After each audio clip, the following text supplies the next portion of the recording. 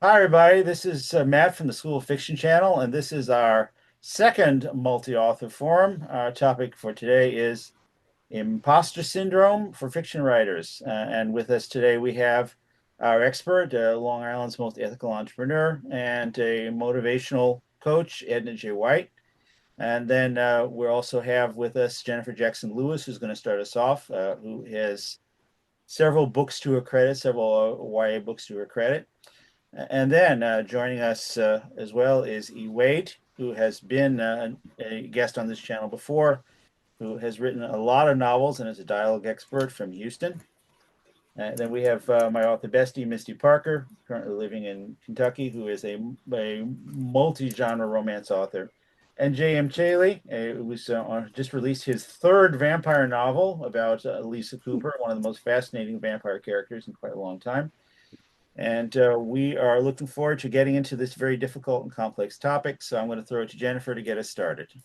Take it away. Okay, great. Thank you. Well, imposter syndrome is considered a psychological phenomenon. It is the persistent belief that you are a fraud and that your previous successes are just flukes or from luck, and that others will discover you're not as talented or as accomplished as they thought. So, in a nutshell, you will be discovered as an imposter. So, it's kind of a form of paranoia, and it is considered causally related to a performance anxiety like public speaking.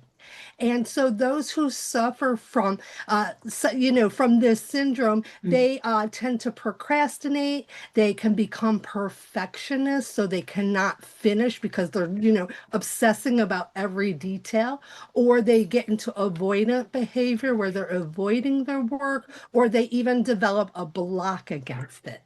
And so this type of anxiety can become very pervasive and bleed into other parts of their lives, affecting their relationships with others and, of course, their work.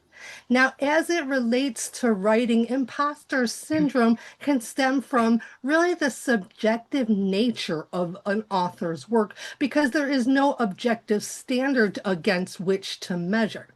And also, many suffer something called a highlight reel effect because they're viewing like other authors' final polished words. And then that gives them this false sense that others do not have to struggle and it just comes easy to everyone but them. Now, I personally have not experienced this as an author, perhaps because I'm just starting to put my work out and I haven't had great success so far, but I have experienced this as a math professor. And when I tell people I teach math, they just assume I know everything there is to know about math, which is impossible. And so I'm always thinking that people are going to be like, oh my God, you don't know that thing. And I have had people try to challenge and question me about certain things about math. So that is kind of, a similar fear. But when I thought about this topic as it relates to writing and fiction writing, the first thing that came to mind, I'm not sure if you all are familiar with the character Hank Moody on the show Californication, played by David Duchovny. And he starts off the show living on the royalties from his great success. And throughout the show, he feels he can never match what he previously did. And it just destroys his whole life. And that's like a lot of what the show is about. So when I heard about this topic, that was like the very first thing I thought about was that character and his struggle is a very good, example of that in pop culture. So this evening, we are going to hear from an expert on imposter syndrome, as well as our esteemed panel. Our expert is Edna White. She is an author, a motivational speaker, and a life and business coach. And she helps those 40 and up step into their next chapter with clarity, confidence, and purpose. She guides them through something called the bishop stage, where their life wisdom turns into impact, income, and inner liberation. She cuts through cultural conditioning, religious programming, and old survival patterns so people stop shrinking and start leading their lives on purpose.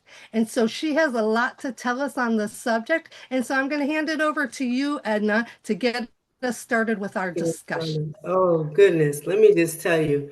I think when you said that about when you're writing, I was like, oh my goodness. I know imposter syndrome hits me other ways, but writing was a trick.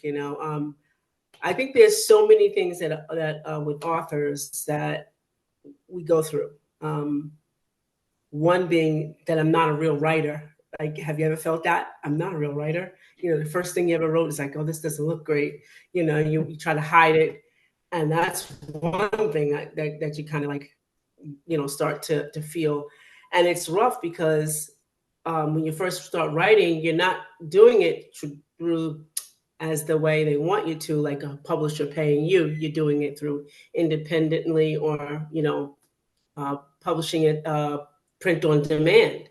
And that's like one of the hardest things. Like, this is not good, it's not selling because it's not good. And I've gone through that. I think I've written about 150 ebooks, and I never published them. And I was like, oh, these are not good enough, these are not good enough. And I've been through that, and just putting out the ones that I have put out. I went through the same thing. This is not real. This is not real writing. So, but it's a lie. It's a lie. It's like you said, it's subjective. And believe it or not, when I now that I'm trying to put out the 150, I have interns that kind of do the work. Right? They do the work for me, and it's like, oh, this is so good. This is so good. And I forgot about I wrote it. You can forget those things. You forget. And I was like, oh, I wrote that. Yeah, you wrote it. And I was like, oh, okay. But we go through those things. There's a lot. There's a gambit, of things that we go through. Success, and how you see people say bestseller. For years, I didn't want to say that about my book. My book was one of my books that called The Women Right Now. A publisher paid me to write or put together, should I say, curate. And it was a bestseller. And I want to tell you, for 1 week. And I didn't know if I was supposed to say bestseller forever or minimize it and say bestseller for 1 week. I didn't want to be a liar, but it was the imposter syndrome saying, that's not true. When you're a bestseller, you're a bestseller. And it was somebody in the book industry had told me, would you stop that? It was a bestseller for 2 weeks, on Amazon for the first 2 weeks, bestseller. I was like, okay, but it took a lot to kind of say that. We go through those things, especially if you're writing about something personal too. That's fiction and nonfiction. You probably get away with, because everybody. I love vampires, by the way. JM, I love it, love them. And that's easy because I think because it's adventurous. But when you talk about yourself and you talk about something that's like personal, or giving your story or sharing a part of your story, it's like, oh man, they're not gonna read this. And when I put out my first book, stuff, the stuff that no one told us about living as an adult after childhood sexual abuse, I didn't think anybody was going to like it. Woke up one day and I sold 10,000 ebooks to Germany. So it can be done. You don't know. You got to put it out there because you don't know. And it showed me that every book doesn't have the same route. So imposter syndrome stops us and keeps us stuck as writers from not sharing, because I've heard even writers say a lot about putting like, how you first put your manuscript out, I got to give it to somebody, so you got to give it to like close friends. They don't want to even do that because, oh God, they're going to probably give me some bad feedback. I know some writers that do not want to hear feedback about their book. But I was like, I need to hear what's wrong with it. So I would give it to everybody. What's wrong with it? Tell me what's wrong with it. And because the publisher is going to rip it to shreds. Let me just tell you, I've had that happen to me already. They'll rip it to shreds. Like, no, I wanted to say that. I really want to say that. And they have their own ideas. But imposter syndrome will stop us from doing just the simplest things, getting our manuscript out there. The comparison trap that you talked about in the beginning, right? You see the major, the major players, the bestsellers with the 1 million copies and all of that. You're like, my writing will never get up there. Never get up there. Let me just tell you, one person, and like they say, Oprah has the golden touch. One person can read it, and it spreads like wildfire. You never know. But imposter syndrome keeps us in that comparison trail that we constantly measure ourselves against another author. I'm glad that Matt's having this discussion, because authors refuse to work with one another sometimes because of comparison, or productivity or sales, and that's a whole nother avenue, sales. But even on platforms like this, it's comparison. You feel funny sometimes, like, I don't want to say anything to hurt the next person, or maybe they're like JM is writing nonfiction, and I don't want to say anything that could hurt like him, but we all have an experience, and imposter syndrome kind of keeps us from having those critical conversations, because everything, I believe, even nonfiction, has a little bit of fiction. Just a little bit, Another thing, I think, the myth of the perfect draft. Have you ever had that? It's like you're writing it and you just keep. I know that when I first started writing, I never used a pencil, so I wouldn't, because I was always erasing. So I used to use a pen, and I just kept going and going until it was all written, then go back to it.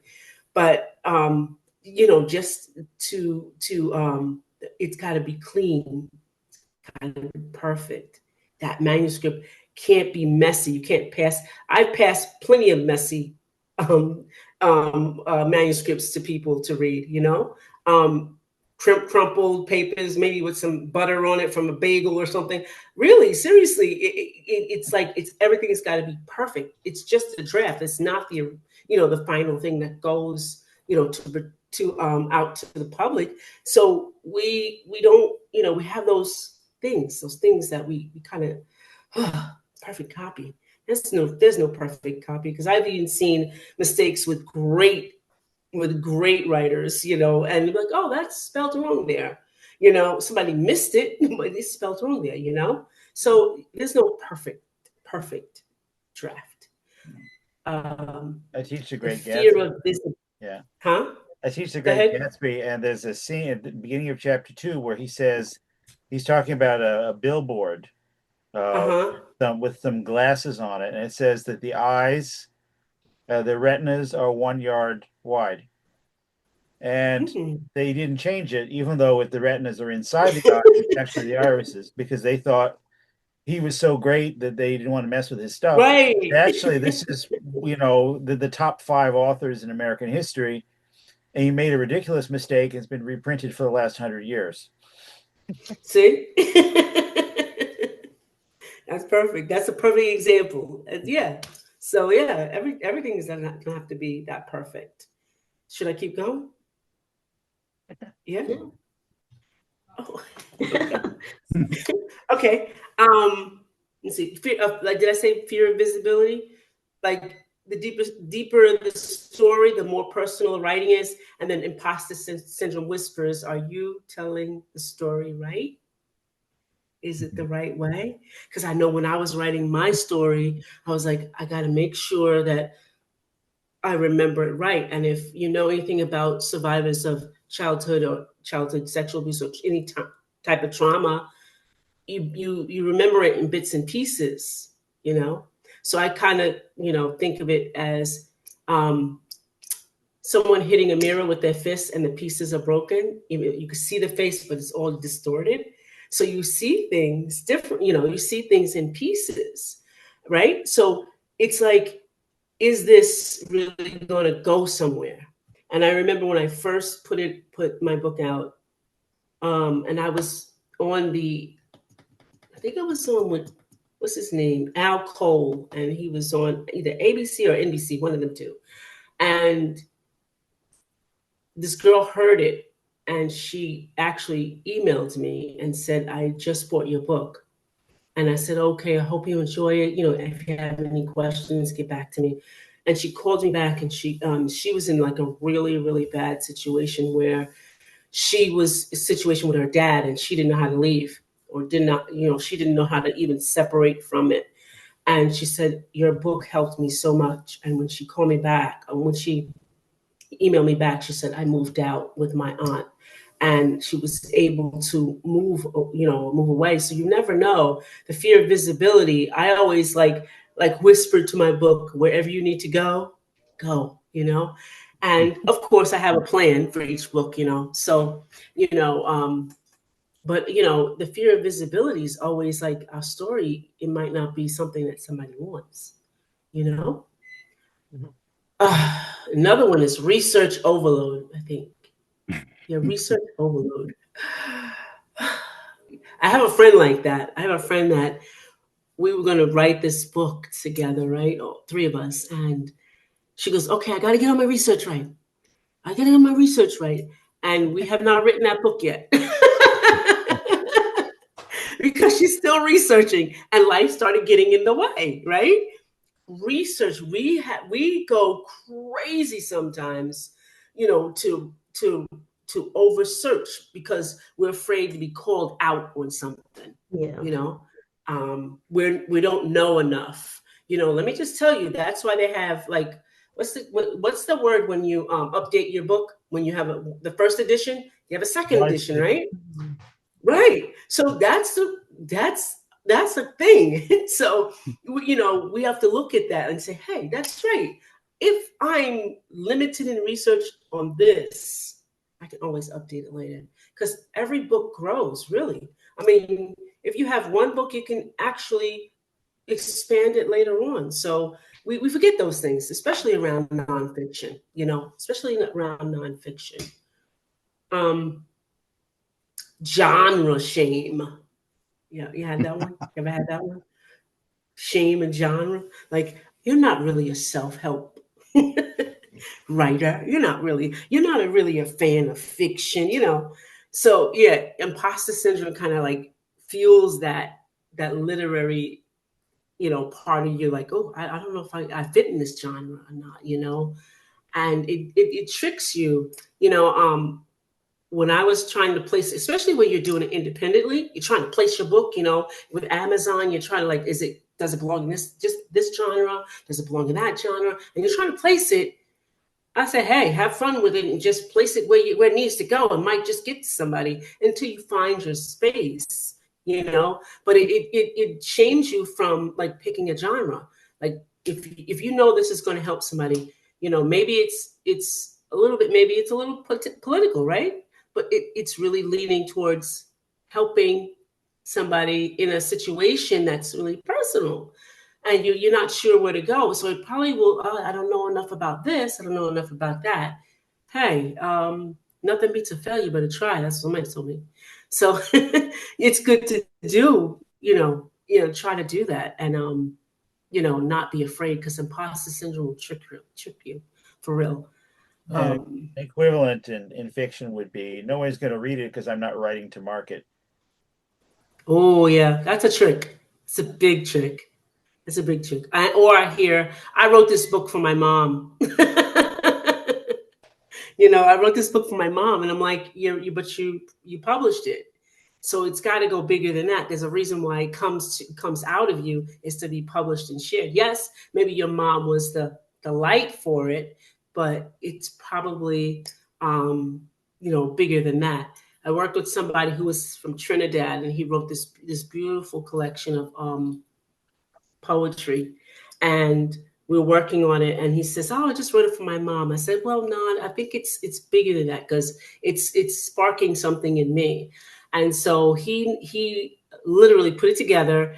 I said, I think you should set it to music, and he got someone that with this beautiful guitar music to it, and he won an amazing award. Like, he keeps winning awards on this one book of poetry, which is amazing. But if he didn't know what genre it was supposed to be in, he was like, I don't know, it's for my mother. It's what I was like. Yeah, it's for your mother, but I think it's bigger than that. When you write, when you're creative, It's bigger than that. And that, imposter syndrome comes to kind of take you away and out of that place, that it's bigger. Your writings are bigger than you, that they're supposed to be in this world. Yes, there's probably millions and gazillions, I don't know how many, but of books, but all of them reach everyone. Think of it like blood going through the veins of your body. You know, each one of us have a job to do, like a cell.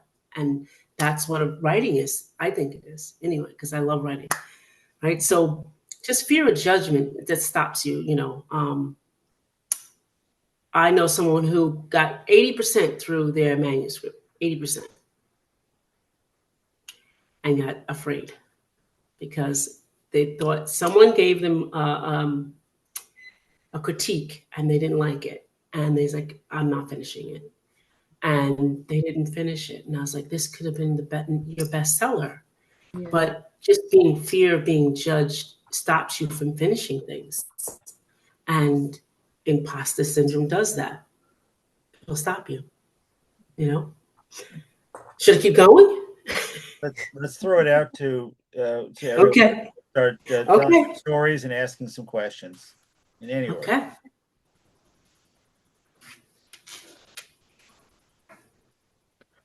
Well, one thing I just, mentioned when you were talking, I was thinking about is like, I have developed this strange aversion to the bookstore and the library. Because, like, I love reading, but when I go and I'm like, all right, here's all my competition. Like, it just feels like that, like, okay, and like, I like to look and I like to see what's out there, but at the same time, then I'm like, all right, my idea is not as exciting. My idea is not as this. And then, like, also about genre, like, I write in several genres. Like, I do a lot of sci-fi, I have a lot of psychological thriller, but like, I touch a lot of genres. So that's kind of like, am I supposed to be doing something more or different than I thinking about or doing it? And then just like your friend, I'm like, all right, maybe I should scrap all of my 80% and just like start over with a new concept. And so sometimes, right, I have that temptation to quit what I'm doing because I assume it's not right. So I hear you on that. Yeah. I'll go into the bookstore and I'll be like, I haven't kept up. I don't know who these people are. They all know exactly what's going on. They're all writing to market. They're all blah, blah, blah, and I'm just like by myself and I'm not doing my homework and You're never going to catch up to as many writers there are. Forget it. I stopped doing it. I stopped looking. And then if somebody mentions the book to me, I'm like, oh, okay, I'll pick that up and check it out. And I'll go on Amazon and check it out. Yeah. But you're never going to catch up. Yeah, I feel the same way. Like you're supposed to be well read, but then when I read other stuff, I just want to go write my own. Like it inspires me too much sometimes. That's what it's supposed to do. Yep, that's what it's supposed to do. It is. It's supposed to do that. For my podcast, I at least get about 3 or 4 books a week, and I have to read them before 2 weeks in before I meet my guests. So I'm always reading. And that doesn't, it doesn't come to my thoughts. Oh, that's I should be writing like that. The only thing that comes to my thoughts now is, oh, I love this font. I gotta use this font. I gotta use it.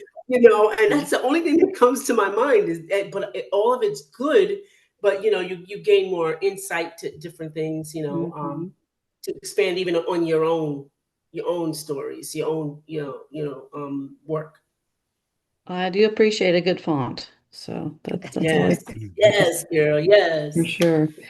You were talking about genre shame, and I've been writing romance for many years now. And so yeah, just the number of times I've gotten, poo-pooed for writing romance is I can't really count the number of times. When you go to different book fairs and stuff, and you hear the little remarks and all this stuff. And then it makes you like wonder if you're just not, writing good enough. Your writing's not intelligent. You're right.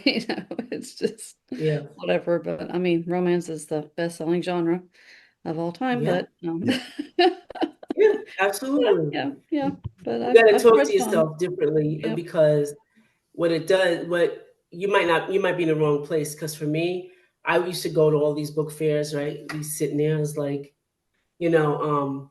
everybody's just sitting there, and I would be walking around. Hey, what's your book about? And I never manned my station because I'm so nosy. What's your book about? And I'm having these big old conversations, right? I just kind of figured I'm not going to sell anything, Not that I thought that I wasn't. It was like, it's not the place to do it. Do you know what I mean? Like it's some places are not. And like I said, you got to whisper to your book, where do you need to go? Right. And and that's what I do with all my books have a different goal. It's like a business plan. Each one of them have a different place to go. It's not like they all stay in one genre. No, they all go different places. So, just don't get discouraged. You might be in the wrong place. That's all. Think outside the box. I'm gonna tell you. I did with one of my books. I did not a presentation, but I did a pitch. I'm sorry, to Sleepy's, and I said, talking to the manager, I said, hey, I like your, I wasn't shopping for a bit. I was like, I wonder if I go in there, I talk to this guy and I get a book, I wanted to do something out of the box, and I went and I said, hey, this is a great showroom, and I was like, I wonder if you would, partner with me and do a book signing. He's like, a book signing? What do you mean? I said, you never heard of Go to Bed with a Good Book? He was like, what? So I did a book signing and invited all my friends, invited everybody there. And they were like, this is the best thing ever. There were new people coming in, they got to show their showroom. And you just got to think outside the box. Where would you want this book to be? I did something for the hotels. So I had one of my books that was called Move Higher in Your Purpose. And I did something with the Hilton hotels, and it was just by accident it happened. And when I had the book with me, and one of the ladies said, "Oh, that's your book." I said, "Yeah, yeah." And so then the manager must have came out for something, and she goes, "What are you doing?" I said, "Oh, we have a conference in here, blah blah blah. How would you like?" And just popped in my, "How would you like to have one of these books in every room?" Right? Try me out for 1 month. Just give me 1 month. I'll give you 100 books, right? Just go to any hotel. I'll give you 100 books. I got rid of 100 books. So I could truly say that I got rid of 100 books. I got a reference or recommendation from the hotel, and I had a picture with them. That was the best promotion I ever could have done. And that was just with one hotel. Now I'm after I did a couple. Just think outside the box for yourself. Wherever your book has to have that goal, and I look at every book as a goal. I'm about to write my 32nd, and I look at every book with a different goal. Every book has a different goal. Nice. I like your name, by the way, Misty. Oh, thank you. Yeah, I still struggle with just like approaching people for those out of the box kind of things. So like, am I good enough for that? They're gonna say no. I just know they're gonna say no. Yeah, oh no, don't say that. They might just say yes. They might just say yes. The worst thing they can do is say no, right? That's it. No, the best thing they can do is say no, because I got turned down by I pitched Billy Graham's library. Everybody knows that library, right? Everybody knows that's like I used to go to Charlotte all the time. Yeah. So yes, okay. I pitched him, right? I always go for the gusto, and I get the gusto no's. But when I got the no from it's in writing. I actually laminated that no. I laminated it. Okay. Wow. From Billy Graham's library, I got a no. And you know what? That kept me going for years. This no is just another stepping stone for my next yes. And if I got a no from him, that, okay, I'm not going to mess with that anymore. He's going to come to me now. So, and I laminated that, and that's my motivation, that, that no is just my stepping stone to my next yes. That's all it is. Yeah, that's good. I And I don't know if I was still on. No, I've done some things, Misty. I was saying like I was really afraid to, but I was actually surprised at like how receptive some people were. And I Oh, just like emailed random high schools and I got this librarian of a high school to like invite me and I gave away a bunch of my books, like put my books into my readers' hands, which are teenagers. nice. And like it was just very, like Great. other high schools said no and they Hmm. or didn't respond. And like, Yeah. and now I'm trying to get my book into the bookstore at Michigan Tech, which is my book is about Michigan Tech. And Oh, I wow. would love for my book to be in their bookstore as well as the Rock and Roll Hall of Fame, because I also my book takes place there. So, but it's like really scary to like approach these That's a big great one. places, I can So imagine. and Yeah. Great. definitely the imposter syndrome, like who am Hmm. I to like call the Rock and Roll Hall of Fame gift shop? Yeah, Right. But but then we have one in out here in Smithtown, I think it is. That's oh yeah. easy. That's easy. You got that. Yeah, You got it's that. scary though. Hmm. You know, Yeah. it's I gave one of easy. my books to Jim Lahiri. Oh, okay. She donated to the Brooklyn Library, but That's Oh, great. That's great. That is at good. least I got to stand near her. wow. That's pretty awesome. Yeah, when Oh, I lived in China, I wrote a children's book in Mandarin and in English, and oh, wow. so um, all the pictures. I had a friend who was my roomie, and she took the like professional photographs of everything around where we lived. We lived in Jinan, and so she took pictures, and so I knew somebody in my class who was an adult, and he was from the army, so I showed him the book, and he Mm, said, "Oh, I know the mayor." What they call him something else in China, but oh, I know the mayor. And so that book stayed in China, and it's in China right now in that particular town because I wrote a book about it. So if I can do it, and that was my first out. That was my first time doing something like that. My first time wow. ever, and that was 2013. You can do that. Any of us can do that. Any authors can do that. You just gotta put yourself out there and just trust that you're going the right way you Hmm. know? Yeah. I think imposter syndrome just feeds into writer's block a lot. Yeah. We've all Hmm. we've all Yes. spent time on the writer's block. Yeah. Yes. On one for about 5 years now. So Wow. That's just a break. so It's a break. It's a break. yeah, just a break. Yeah. Oh, yeah. But I mean, yeah, life has gotten in the way and it tends to do that. So, Yeah, I mean, I'm really lucky as far as I have a very great local community of writers that I belong to, that I've that's gotten to great. know over years, and we have events together, and we kind of all circulate in the same events and stuff. And so That's cool. That's a good I'm way to really do it. thankful for that, and I feel very supported by them and stuff. And encouraged. Yeah. So if I didn't have that, I think I would have probably given up a Yeah. time But ago. that's a good thing. It's a Yeah, really good thing. yeah. When I started, I rallied with a lot of writers, other writers that could support me. Hmm. So we all became our own cheerleaders, and we bought one another's books with us when we went somewhere. We bought I had three other Yeah. books with me that weren't mine. They were theirs. So I kind of took the heat off. Then after that, it was easy. But Yeah. having somebody support you, man, that's powerful like that. It's Hmm. powerful. It Yeah, really is. it is. Have Yeah. you ever someone ever said, "Oh, this is really good," or "The cover's really nice"? Did you ever feel uncomfortable when people say that to you?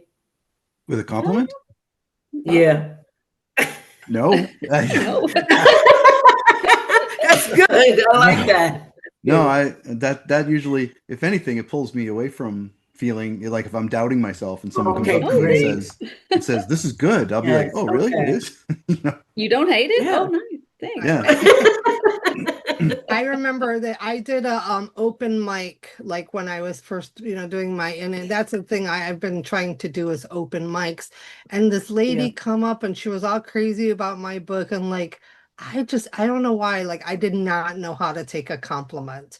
And like I didn't even tell her where to get it or anything. Like I just like still kicking myself over that conversation because Yeah. she clearly wanted to know where to buy my book. And I was like, isn't the cover horrible? Like I don't know. I just like put my book down for no good reason, just Aw. nervousness or whatever. So Yeah, oops. don't beat yourself up. Oh my goodness. Yeah, we all been there, but we beat ourselves up. But you're realizing it now, and I guess talking about it's not going to be that bad now because we usually suffer in silence. We suffer in Yeah. silence, like oh my god. But if Yeah. you talk about it, it's like it kind of okay. I shouldn't be afraid of this, Yeah. And there's Mhm. people out there that's kind of like rooting for us. I had Mhm. a guy Yeah. at a convention I went to recently, and he, I'm an indie author. I've done, Mhm. there's a few people around my local residents that might Yeah. know, have heard of me, whatever. There's a few people out on the internet that know me, but uh, this guy comes up and he's all excited. He's like, "Oh my God, JM, you're here!" And he's shaking my hand. He's like, "Oh my God!" And I literally had no idea how to react to that because never. He's like, my dad has your book and he talks about it all the time. He's such a fan, and he's like, Mhm. he wanted me to like sign a bookmark and give it to him. Uh-huh. I'm like, yeah, all right. You just want my, all right. You know, he's like, I'm gonna tell my dad that you were here and everything, and I'm like, okay, yeah, and then he's all excited. He shakes my hand again. He leaves, and I turn to the woman next to me who's at this other, the table next to me, and I'm like, Yeah. I don't understand what just happened. And I didn't believe it. So I started asking other authors. I'm like, was there some like really enthusiastic guy Oh coming my up to me? gosh, that was bad. Was was That's, I just conned? Was this part of like a thing? Is there like a hidden camera somewhere? And oh all the my other authors god. were like, no, that didn't happen to me. And I'm like, oh, I'm like, that was real? Like I didn't know how to That's process it. cute. Yeah, that is imposter syndrome. Yeah, Yes, I guess it is because I've had yes. people come up and say, "Oh, I love your book. I bought your first one. I'll buy your second Hmm. one." And then they go and they buy it and we chit chat. And I'm fine with that because I feel like I've had that happen. Like the first time it happened, I was like, "Oh," but it's happening more, the more shows I do. Of This course. guy was like psyched. He was so psyched and I just didn't know how to handle it. Yeah. Did you Well, get his I have a number? question. Yeah. He's your I have a number one fan. question for Did you get every. his Oh, I'm number? sorry. So sorry. I have a question for everyone also about imposter syndrome, but like I was a part of this critique group of kind of a famous author, and like everyone in that group was such a better writer than me, and now they're all like multiple published, multiple award-winning authors. I Mhm. got such writer's block because I was so intimidated by, I was like five other writers. Have you all ever like felt really like, compared yourself to others that you knew and, lost your confidence or gotten writer's block from that? Oh, sure. Yeah. I've Mm. been writing since like 2010 and publishing. And I've seen people come up from that period and from more recent times and they're already, multi-figure full-time authors, and here I am still Yeah, struggling along with my demanding day job and barely making anything on my writing. So, that's it's hard sometimes when you think about it like that. But at yeah, the same yeah, time, I have to tell myself, you know what, I'm very proud of them because a lot of them I know and I've seen how much they've worked and how much they've worked for it, and they deserve it very much. So I exactly. just really try to be happy for them and be encouraging and supportive of them. There's always just that Right. little feeling though, you're like, I wish I could do that. Maybe I'm not Yep. good enough. Well, would you want to hang around somebody that's not doing the numbers or somebody who's doing the numbers? Would you rather, if you want to be a millionaire, would you hang around millionaires or people who aren't millionaires? That's Hmm. different. That's how you got to look at it. Is Hmm. I'd rather Good hang point. around those people because they got the gusto. I want to go where they're going. So I make it my business to be around. I would love to be around those people. I wouldn't feel bad. My book is going to be right here because I'm following you. I'm watching you. I'm asking you. I'm picking your brain. So that's how I feel about it. That's Mhm. kind of Anthony Robbins' strategy in some ways, isn't it? Like, see what people are doing that's are successful and emulate that. Mm-hmm. Mm-hmm. hmm Oh, Tony Yep. Robbins? Yes, Tony Robbins. Oh yeah, that guy. That guy. Yep. Yeah. Isn't he the guy that like jumps into like ice water every morning or something? I do not know if he does that. No, I don't I know if can he does understand that. why he would, but I prefer a hot bath. Yeah. Yeah. Yeah, I don't know. I'd heard that he has some weird ritual like that every morning. He gets up and does Really? that. Mm. I'm like, nope, Oh, I can no, skip that's not that. good. Nope. No. As I say so often in various contexts, "Chacun a son goût." Do the thing you want to do, right? You That's be you, right. as we say. Everybody's different. Yep. Very much so. I think It's one of the things that could contribute to imposter syndrome too is if you have someone, especially if it's someone close to you, someone who matters Mm. to you, someone whose opinion matters to you, and you show them your work and they dump all over it. Um, I've had people say to me, I'm not into vampires or this wasn't my thing. Right. But if somebody dear to me, um, Mm-hmm. and this has actually happened to me and it hurts. It stinks. It's if Yeah. someone just kind of rips apart your work and it's almost the receiving end. Well, in my case, it was almost the receiving end of what Jennifer was talking about, in which this individual was trying to write a book.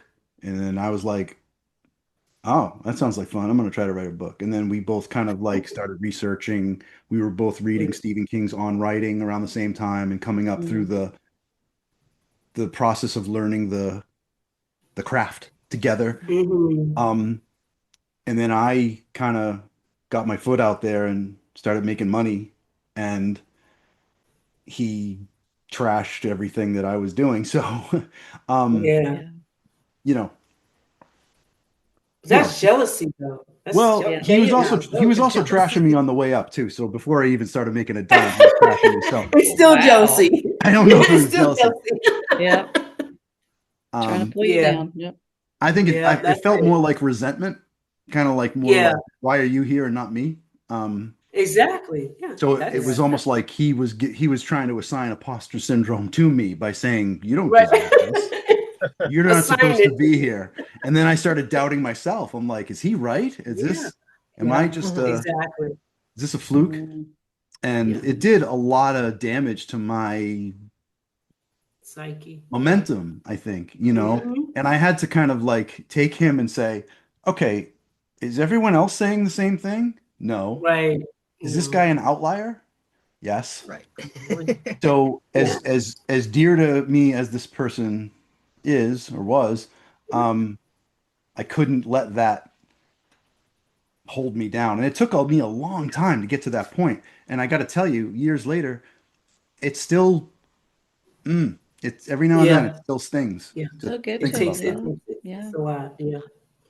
I Well, had a I've had friend what do you that said too. about, I'm sorry, I've had what you said about people saying, well, I'm just not into what you're writing, and it makes me doubt what I'm writing. I was selling my book at this fair, and this lady, I said, I think my book's a little too old for your kids because they were like, young. She said, Mm. well, I don't know anyone who would want to read about a biker gang unless she walked away. I'm like, and then I was just thinking, maybe no one wants to read about a biker gang. And that's like, my book is like about a biker culture.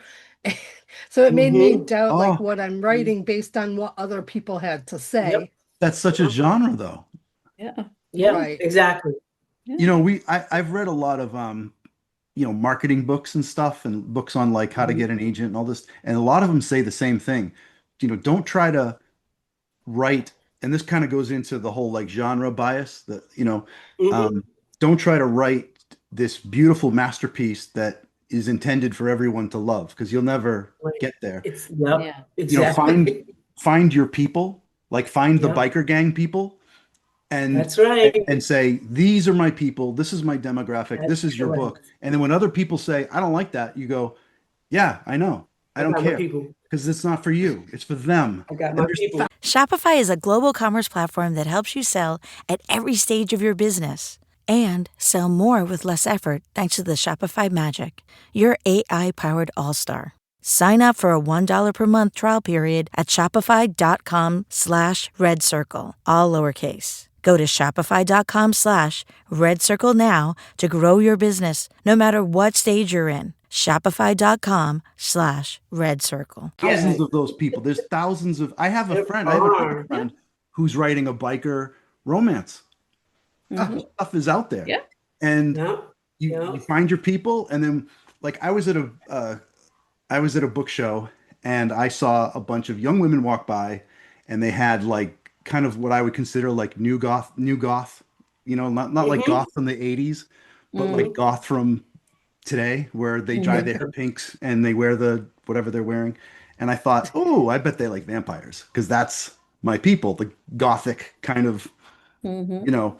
And so they walk by the table. I'm like, you guys like vampires? And then one of the one of the women goes, I like Twilight, and she just keeps walking. Oh, no. And I was like, not my people, because my vampires, aren't that. They don't sparkle. They don't sparkle. They burn in the sun. Not for Yeah, me. yeah. Making kind of ironic remarks back and forth. No. Yeah. Yeah. That's you just need to, I feel like once you get to the point where you know who your people are, so when That's right. someone outside of your niche says I'm not interested, you just kind of go, yeah, Yeah. that's okay. Okay. I didn't You know expect you my to be. audience. Yeah. Yeah. Okay. I was going to jump in and say that I've interviewed 2 other authors writing about bikers. So, Oh, yeah. so It's you're popular. not the only one. Yeah. You're in good company. Oh, Yeah. So, Listen, you got some celebrities who are bikers. You better attack those guys. Yeah. I was thinking about because I love what's his name, the basketball player, and my son saw him in Florida when he was in Miami. Rodman. Dennis Oh, Rodman. Dennis Rodman, yeah. Yeah, and he's a biker, and my son saw him in in Florida, in Miami, and he was telling me about him. I said, yeah, he's been a biker since he's been playing basketball. He's been a biker. But he said his bike was huge. But those celebrities like that, I mean, just take a picture with, just to have a picture with him, I would have put that all over the place. Yeah. I remember when my book came out, it was Stuff, right? And so there's a trick I did. So I'm always trying to figure out how to get my book where it's not supposed to be, right? I'm always thinking that, I don't put it there, right? And so I said, I wonder if I go into the library and ask my book, like, I'm not the writer, right? And will they buy it? So I go into the library and I say, do you have this book? And I'm acting like I don't know. They're like, no. I said, yeah, somebody recommended it to me. And I wanted to see if you had it. Well, you're in luck. We're ordering books. And so she got That's the smart. book. I love Right? that. So it was like 2 weeks later, I get a call and your book's in. I said, my book's in. Like, no way. So I go to the library. On this, there was, Curious George and the Ranger. I forgot the Ranger's name. Oh, They were there. The characters was there. the man right? in the yellow hat? Yeah, they were there. I They were don't think there. he They has were a there. name. I don't know. I thought he had a name.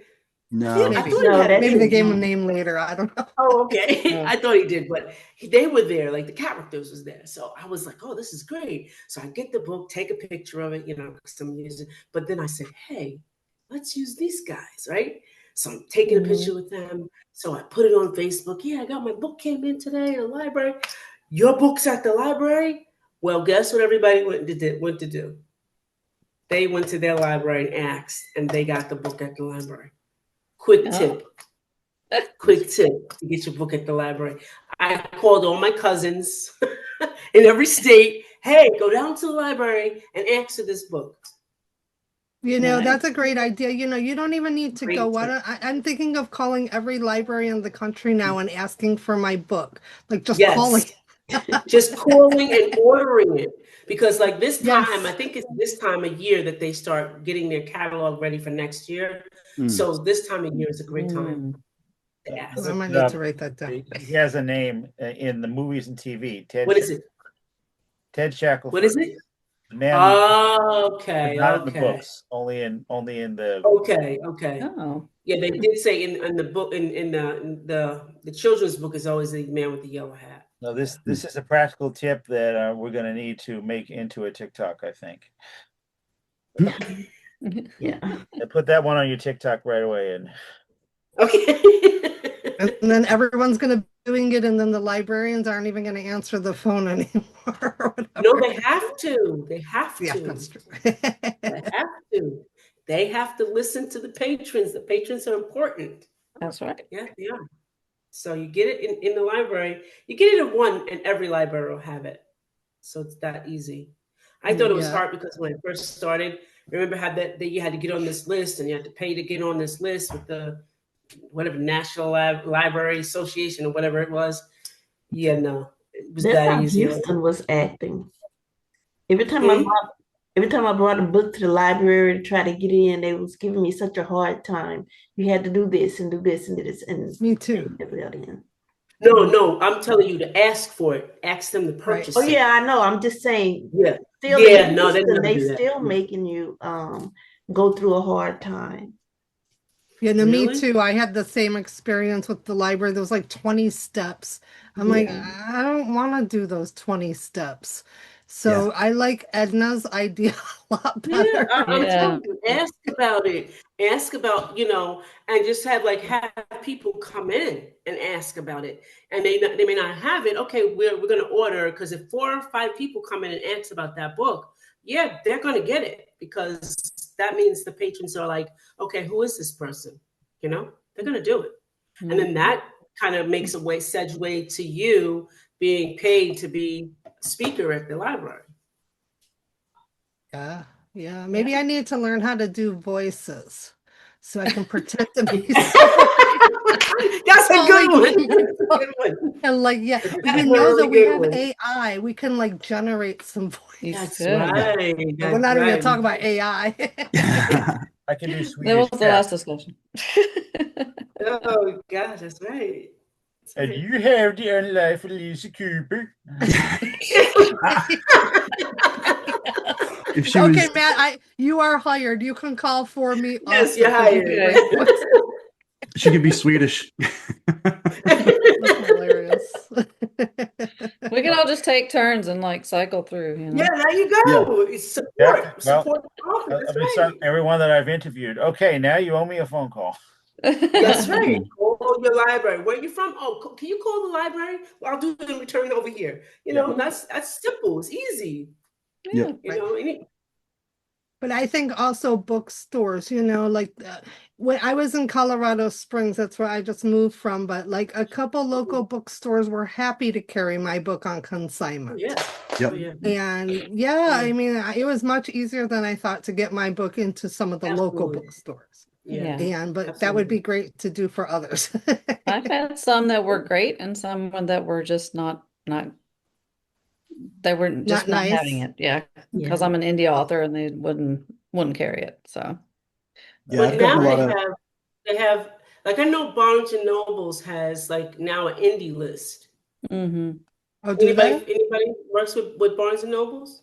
I've had I bad haven't luck even with them. tried. I've never Yeah, I do a lot of things with them. Like I've formed a relationship with the general manager.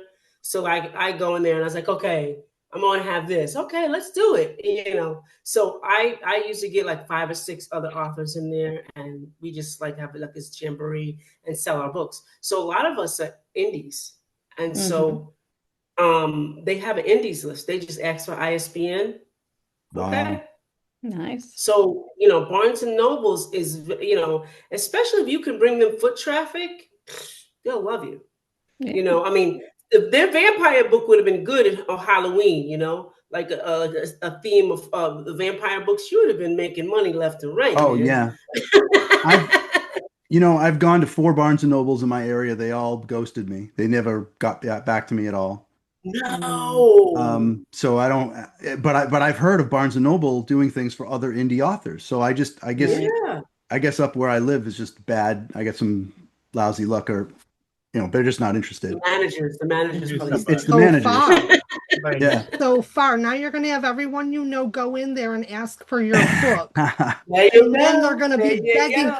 for But it. it's gonna There But you I'm in. go. look at my interview with Dan Clefstad, because he talks about some ways to make connections with independent bookstores around the country. There's a website. Yeah. I'm trying to read this handwritten note here and track it down and unfortunately I wrote it so sloppy that I'm gonna have to go and rewatch the interview myself to get it. But there is a way to you can start networking like that. Just approach all of these independent bookstores. Yeah. Yeah. I'm in 5 independent bookstores right now, and That's I've good. gotten several rejections, where people are just like, nope, not, I don't have enough shelf space, or I don't care that you're an indie author, that sort of Yeah. thing.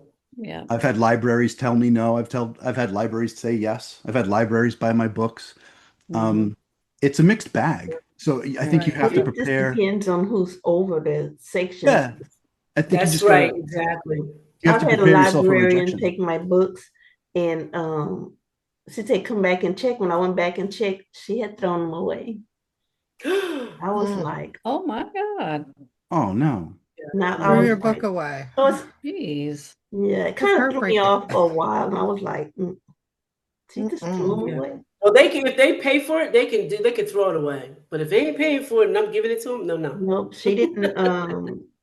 She didn't pay for them, and she just looked at them. What they have the ISBN number and all this, Wow. and then I went back to check, and she had tossed them. Wow. That's Wow. terrible. Another Yeah. thing to look at also, it depends on what you write, but is high school libraries Yeah. seem to be like, I got a really good response. I like emailed like 5 different high schools and 4 got back to me and said, yeah, bring us your book. Mm. So Yeah. that was a Yeah. good, I mean, I write young adult, but still, even if you don't, Yeah. It's they really might I good. have, only have Yeah. one young adult book. I don't know yeah, why I wrote that book, but I can't do it because I'm a yeah, high school teacher, but huh? yeah. I did have one of my books in my high school library for a while, and then I was accused of conflict of interest, and it went away. Oh, Oh, So oh, gotta be careful Oh, with that. that's too wow. bad. I could Yeah. try the high yeah. school in your town. I suppose. Yeah, Yeah. probably be Yeah. different. Right. Yeah. Yeah. And you were in that school, right? Though, Matt? Yeah, I Yeah. was in the school, and Mhm. it the New York City is very uptight about that. I'm not even supposed to Yeah. mention that I have books in my classes. I can't tell my students. If they say, "Hey, I heard you're Yeah. an author," I'm like, "No, that's another guy who looks just like me." Mm. Wow. Yeah, That's yes, surprising maybe he since looks you just like me. teach English that they wouldn't want you Exactly. to show how successful you are in Yeah. applying your No, knowledge. they don't. It, Don't. That doesn't make sense, Yeah. I right? wrote Like this. if I did something great with math, I would think I would be able to mention it in a math classroom, you know? Yeah, they don't want you to make money off of the children. No. Yeah, they always Yeah. giving away. That's the priority. Is that we can't have a side hustle. Our side hustles interfere with Wow. you know. Teaching. But that Yeah. would Wow. toss my history book. Yeah. Wow. Yeah. Wow. Um, there's so many different things that have given me imposter syndrome, just trying to push books. I wrote this book called Perfect Solution, and it's about childcare and a child that was Mhm. pretty much stalked, and the teacher made a mistake giving it away. But it's about the issues in daycare and negligence and all that. And this director even hired me to work in her daycare because I was a daycare worker at the time, and Mhm. took a lot of the points and solutions out of my book and implemented in her system. And when I got ready to, she even gave me a good book review. And when I got ready to start a little home daycare, because I got tired of working for somebody else, She wanted her review taken off my book. Wow. I was like, Mm. yeah. She said, I want you to take down my review. But I didn't take down her review because, girl, you gave that to me. It was a good book. You used my stuff out of it. Right.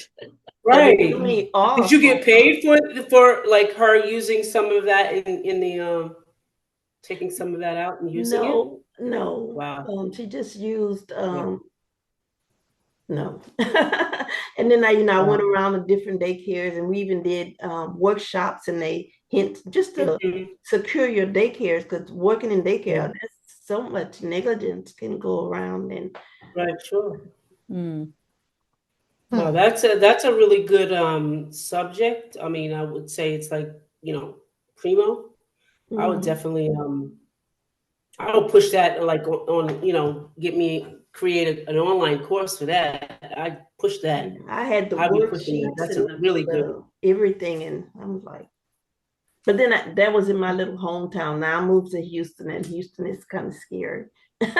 It's, it's I want to say this, that imposter syndrome hits marginalized authors like Black authors, women, LGBTQ yeah, harder, a Mm. lot, Yeah. and underrepresented groups, because our message sometimes is not universal because they don't see it from our view. yeah. And so Right. And that this was yeah, imposter syndrome can get us like that.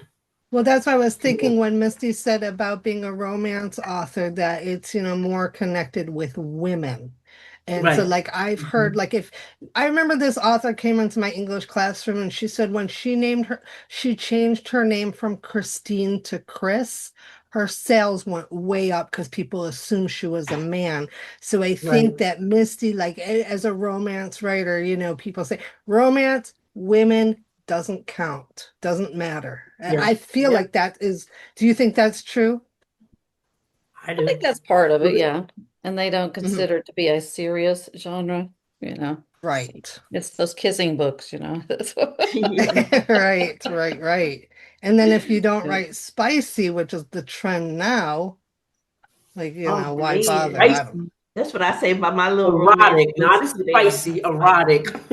Yeah. Spicy romance. So I don't Yeah. know.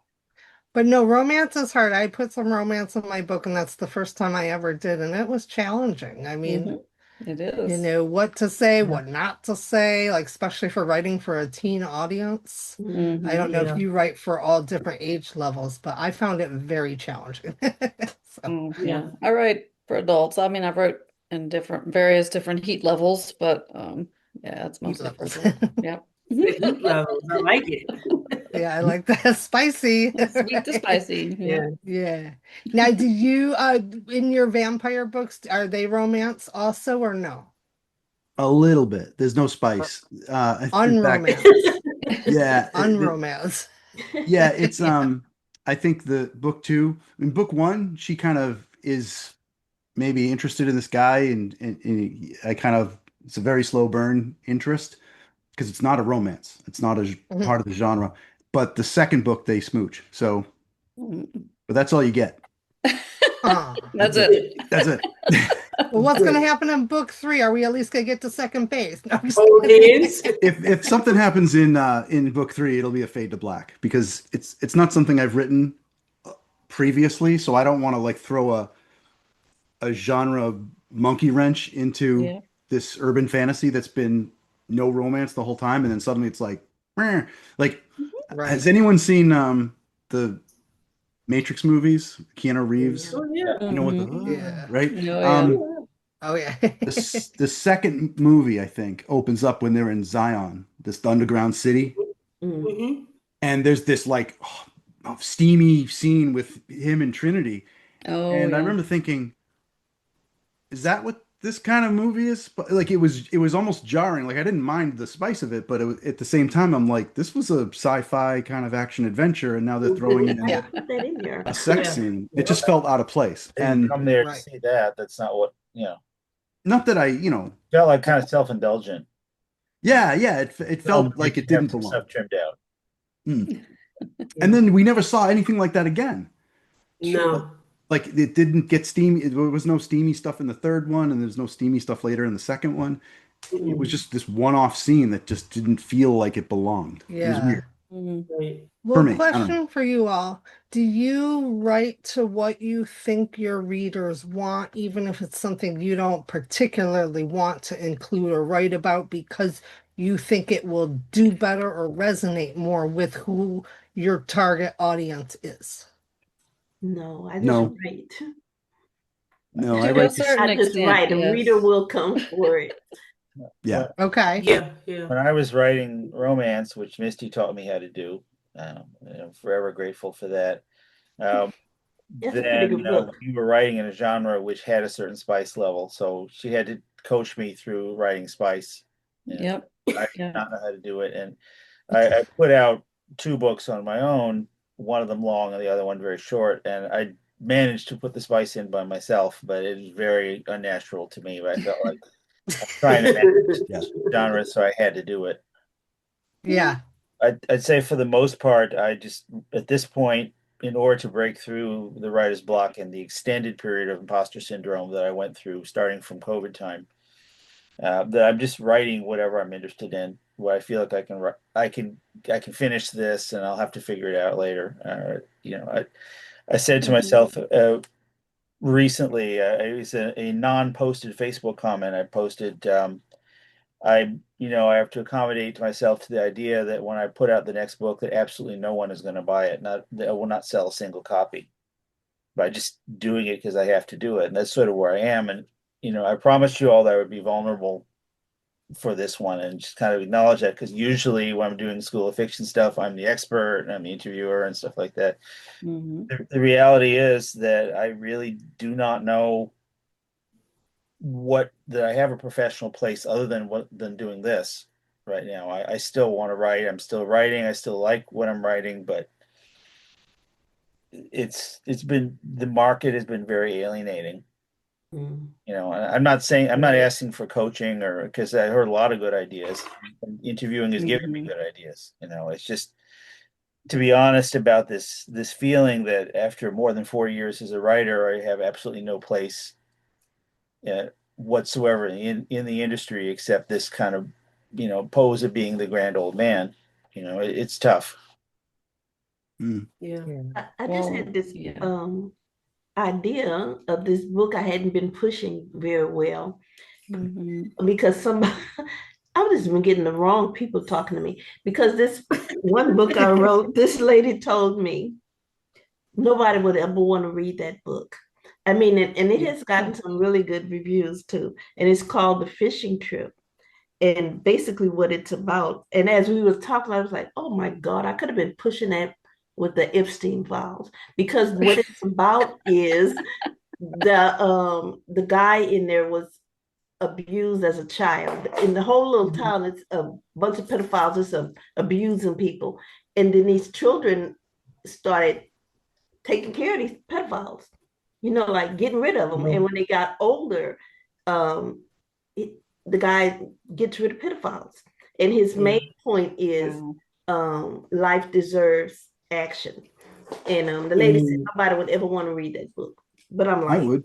I'd want to read that. Yeah. Yeah, I and would. it's called The Fishing I Trip, would. and it's You need to really go. You need to take that book inside one of those groups that for like child abuse or whatever, and that book would sell hot. No, I mean it for would. real, like I was like, I it was would just sell sitting hot. here, and I've been trying to write the little short stories for the everybody who's in there to just so you can see where they all came from. And I've just been Hmm. stuck. But as y'all were talking, I was like, man, I could have been pushing that book Yeah, this time. yeah, Wait till yeah. tomorrow. I'm gonna write something about it. Yeah. Because she That's said, right. oh my Mhm. God. And she's a big promoter now. Because when I first met her, she was asking about books and what you write. And when I sent that in, nobody's ever going to read that book. But then I watch her now. She's promoting, that's her job. She promotes people. I've Wow. never brought her back up in her face, but Mhm. yeah. Mhm. Well, that's Yeah. just goes back to like finding your people. Yeah. She's not one of yours. I went to Yeah. Yeah. years ago. No, no, not that many. A couple years ago, I think it was. I went to Balticon, which is a science fiction Mm. it's they bill it as a science fiction and fantasy book con, but it's really heavy on the science fiction. So Mm-hmm. it's in Maryland, so it was a road trip. It was like I'm doing all Mm-hmm. these shows in like Massachusetts, Rhode Island, where I live. This is like going to extend my reach, and maybe I can find some people in a different state, and that would be great. So I get down there, and it's plenty of authors, plenty of indie authors, but the biggest genre is sci-fi. And the I would say the median age of the people going to the con are about 60. So Oh, Mm-hmm. these aren't just like sci-fi fans. These are like Yeah. I'm dying. Isaac Asimov, right? L. Ron Hubbard, Robert A. Heinlein, Wow. right? Like the Mm-hmm.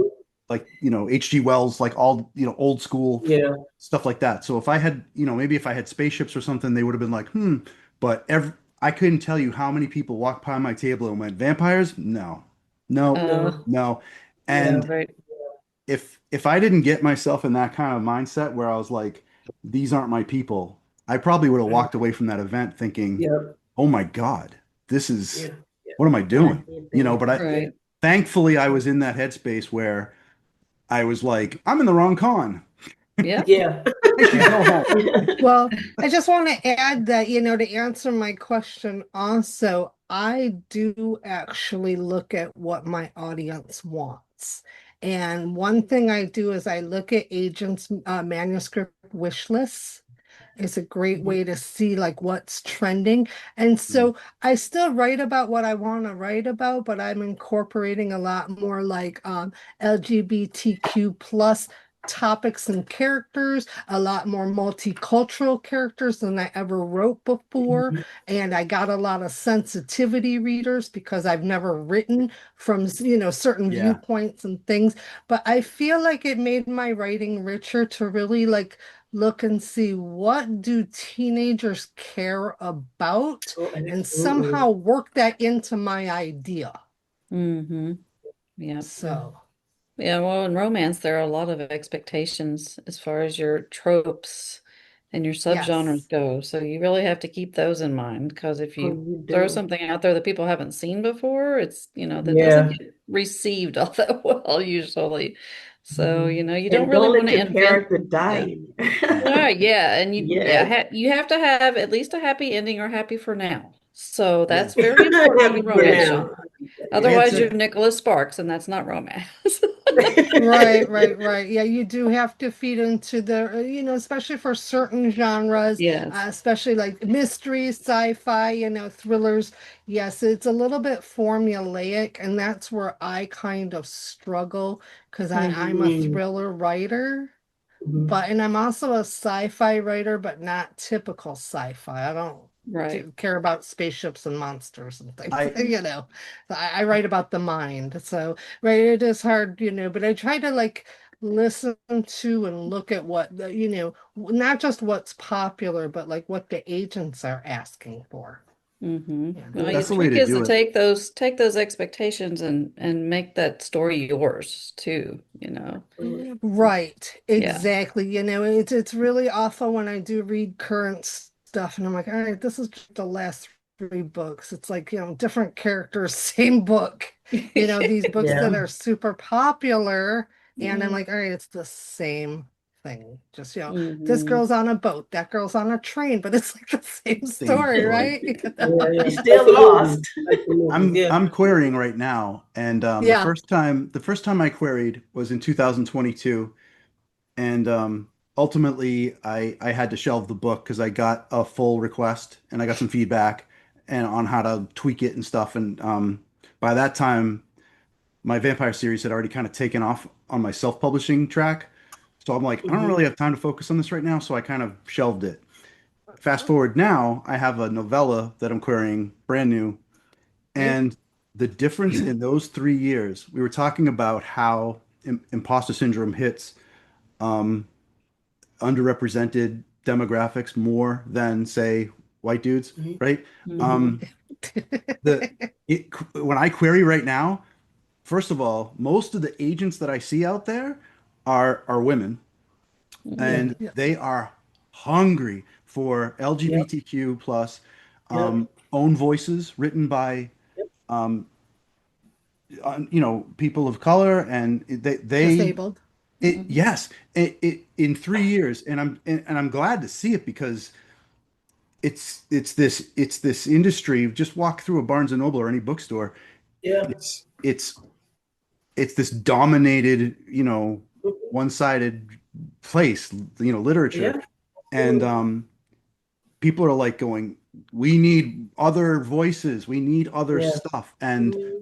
going Yeah. through a manuscript wish list, as you said, is like arming yourself with all the information you need. Is this the right agent for me? Are they looking for what I have? And Right. um, yeah, it's just a great way to do it, and Yes, um, it's good. it's I great to see agree. the industry do it. It doesn't help Yeah. me, but I Yes, like it does. It seeing. gives you that fire. Yes, it does. Right. But it Yes. doesn't it just means that I have to step it up a bit, which is good because Yeah. Mhm. it's been a long time coming. Yeah. Right. Right. I Yeah. wanted to say to Matt, you know, what you're feeling is imposter syndrome. It's writing under pressure, you know, that you finally find your place and then you feel the constant, push to produce. You don't have to. Because there's a time that I literally had a time I didn't write at all. And then all of a sudden there it comes. It may be that you know how you open a jar and you try it with your hands and it still don't open, right? And so you have to go find something like maybe one of those little flat things you put on top and it grips it, and you have to find something to open it. This could be your time that you're finding something to open what you really are going to write about. So take this time and just chill, No, like really I enjoy would get what you're so much doing. imposter syndrome when I tried to write anything other than what's Yeah. natural to me. When COVID struck, I tried to write a book from the point of view of a mixed race female high school Hmm. girl, part Asian, part black. And I thought, because this is kind of what even back then I thought the industry was looking for, and I liked her, and I liked the character, and I liked the writing. And I said to myself, but I would be considered an imposter for this, right? Because even if Yeah. I can't pull it off because I'm not Mhm. those things. And I stopped. I never did finish it. And because I would genuinely have been an imposter writing such a book, even though I liked the characters and I liked the situation. You Do So you should still just believe finish that, it. Matt? I what? don't think so. I don't think so. I don't think you would. Yeah. I had a guy on thing with Sean McMichaels, and he wrote a book about an Indian reservation, like an Mm. Indian reservation. It was a thriller, and the Indian young boy fell in love with a white girl it was in Montana somewhere, and I said, so where do you get your thoughts, because you're not Indian, and because we're cracking up laughing. I was like, you're not Indian. So he says, yeah. He said, what I had to do is what he calls shadow work, is hang out, with Mhm. somebody of Yep. that color. Hang out with them. Yeah, You're not in the property, I you had know. an author recently on, Alex Temblador, who has a book called Writing Identity Not Your Own, who said very much the same thing. You have to Mhm. make friends within the community that you're writing about. Yeah. Mhm. I did not think that being the teacher of those teenage girls was sufficient, though, Yeah, unfortunately. that's sufficient though. That's Yeah. sufficient. Yeah, you just have to Jennifer No, brought I up hear you. sensitivity into readers, which I think is a great resource Yeah, because for sure. I've used Alex was recommending that too. Yeah. yeah, I've Yeah, used sensitivity readers before. I me wrote too. my first manuscript. The woman was lesbian, so I didn't, I had to hire a sensitivity reader for that. And then I have another character in my current series who's deaf, Mm. and Yeah. I wanted to be very not only do you want to get it right, but you want to be Yeah. sensitive to not Right. use something accidentally that just comes off Right. bad, so Yeah. Right. um so I don't think you would have been an imposter to write outside your Mm-mm. demographic. I think it's the opposite. I think we're expected to, because otherwise I'm Yeah. writing if that was the case, I'd write stories about a bunch of white men that are in IT, and it'd be a very Right. boring story. No, but you're right, Matt. I hear you because I love legal and medical thrillers, but I Mm. would never try to write one. I do not know firsthand, enough to write that well, That's I feel like kind of the same way. Like I love reading them and watching them, but I wouldn't try myself to write it like as a doctor or a lawyer because I wouldn't even think the way that they would. And on the subject, my sister, she the particular show on TV that is in her field, and she can't stand the show because she's like, nobody in the field would say what they said or do it that way because she has firsthand knowledge. So I kind of feel like I would be an imposter if I tried to write a medical thriller or like be John Grisham. So I hear you about that. Hmm. Well, I have written people of color quite a bit. You just read the one book when I was most proud of how I did that. I don't know, you didn't comment to me about it, but Yeah, that's pretty I good. don't want to be afraid to do those things. But it's just that Mhm. I also don't, it's more like a perception of being an imposter rather than, and also it's kind of the feeling of Right. people are going to say you shouldn't have done that. You had no right to do that. That's the syndrome. Yeah. Yeah. Yeah, that is a syndrome though. Yeah. It's Yeah. not true. It's not true. Right. Let me ask a question for Jennifer then. You talked about medical, writing about medical because it's not, something I don't know, I don't want to put words in your mouth, but you're not comfortable writing or you don't feel you have the expertise. Are you, do you have like biker gangs or bikers in your life? Or is that something you had to I research? I was part of the biker community in Fort Lauderdale for Okay. many years. And Oh, so right, I'm biker adjacent. That's what I Okay. call myself. But Yeah. like I actually had a lot of bikers read my stuff because like in my plot I needed a criminal group. And I happened to also be watching Sons of Anarchy at the time. Oh Nice. And yes. yeah, it was Nice. so mm, great. I was taking notes about what they wore, how they talked. This is only half of my book, but yeah, but I also have a lot of some skinhead stuff, and that's where like someone Ooh. said to me, "I'm not going to." I never wrote such edgy content, and I was kind of like, should I use yeah. the N word because a skinhead person would, and I Right. Yeah. had. I had several sensitivity readers. I decided to take that word out.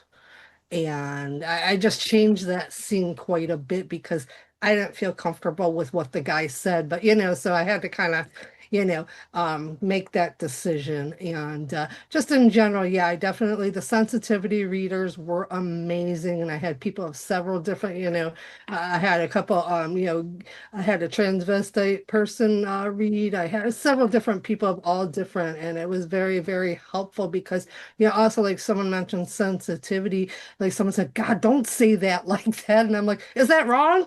Like I didn't know. And Yeah. so that was very, very helpful for me because, sometimes you Yeah. don't realize what you're saying could really offend somebody. Yeah. So Yeah. I'm Let a the movies put all the curses in. Once it yeah. becomes a movie, let them put that in. I'm a yeah, exactly. I'm a big proponent of if you have a subject that you're passionate about and you don't know enough about it to write about it, or you could research it. Yeah. Right. I like to use Michael Right. Crichton as an example because not only did he do ER, but he also did Westworld and Jurassic Park.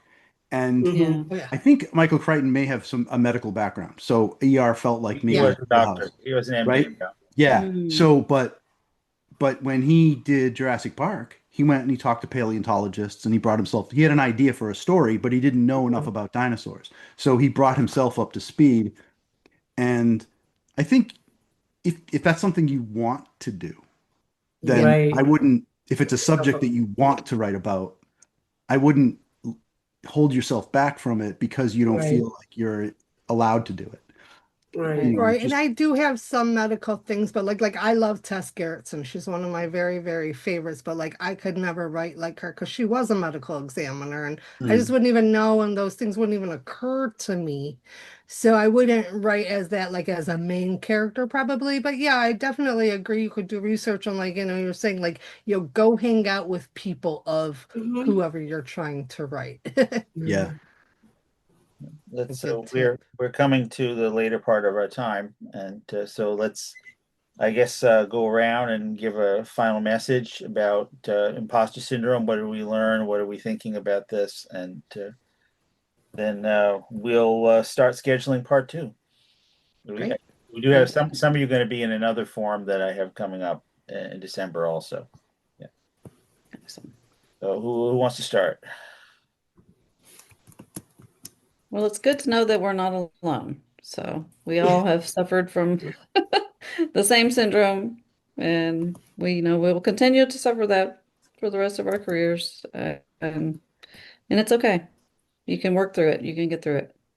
I was so nervous to be on here. I almost didn't come on because I was like, oh man, I don't have nothing to say. I'm just lost. Oh, Sometimes. yeah. Well, same. I had a very brain draining day at work, so it was rough. Yep. Yeah, I think it's natural. I think we've all experienced it, and it I almost want to say you should embrace it a little bit. Maybe take a step back, wallow in it for a little while, maybe figure out why you feel the way that you do, and then wait for that, as Edna said, wait for that jar to open again, Yeah. and then dig back into it when you're ready. Yep. It definitely, awareness is really helpful. And this has helped me to know, I'm not alone in my fears and insecurities, that we all have them, no matter how accomplished we are. Yeah. And maybe we can think of it more as a motivator to do better and, kind of like, break out of our comfort zones a bit and start, working on those voices so you can like call everybody, That's right. get them to carry your book. I don't know. That's a really good tip. I wrote it down actually. So. Yeah. Oh, I don't know how we got an echo, but I apologize to listeners for the echo at the end here. Am I the only one hearing it? I'm hearing no, it I too. hear Yeah. I don't hear it. All right. So I think, but I'll try to be quick. I think my summary is that one of the best answers that we're getting out of this session of talking about imposter syndrome is supporting each other. And I feel like the answer that we all often turn to this is community, finding each other. It's very hard for writers for reasons that we've already talked about. But I mean, I feel ready to go because the five people who are listening right now, and I'm going to leave it at that. It's good. So imposter syndrome isn't the voice of truth, guys. It's the echo of old rooms that we've been in, old rules that we agreed to, and old stories. So we've outgrown them. And think of imposter syndrome as the signal to something bigger than you were raised to believe. That's it. Great. And it's really enlightening to be with you all. Yeah, very. Right. So let's just each say what we have going on, and then we'll sign off. So what's next for everyone? Hey, I'm going to do something to promote my fishing trip. There you go. We'll do that tomorrow. Well, I'm very excited. I'm working on two. Well, my book is One in Vermilion May Live. I'm working on two in Vermilion May Die. But I also have these 13 short stories I've been working on for 15 years, and I wrote a novel around them, and I'm getting ready to query it. It's called What Happened in the Janitor's Closet. And I'm very excited. It's a psychological suspense with a locked room mystery and an embedded short story collection. Wow. Super excited. Nice. Nice. That sounds fun. Nice. Well, I am working on hopefully finishing the fourth book in my romantic comedy series. I've got the draft written. I just have to get motivated enough to actually finish it. What's your series called? Yes. Of them, I can tell you how good they are. They're all amazing. So I finally opened It's it so funny, last I tell- weekend for the first time, and I don't know. Uh-oh. I think I'm the only one left on the recording. Thank you all so much for being here. And I'll get this out as soon as I can. Thank you so much.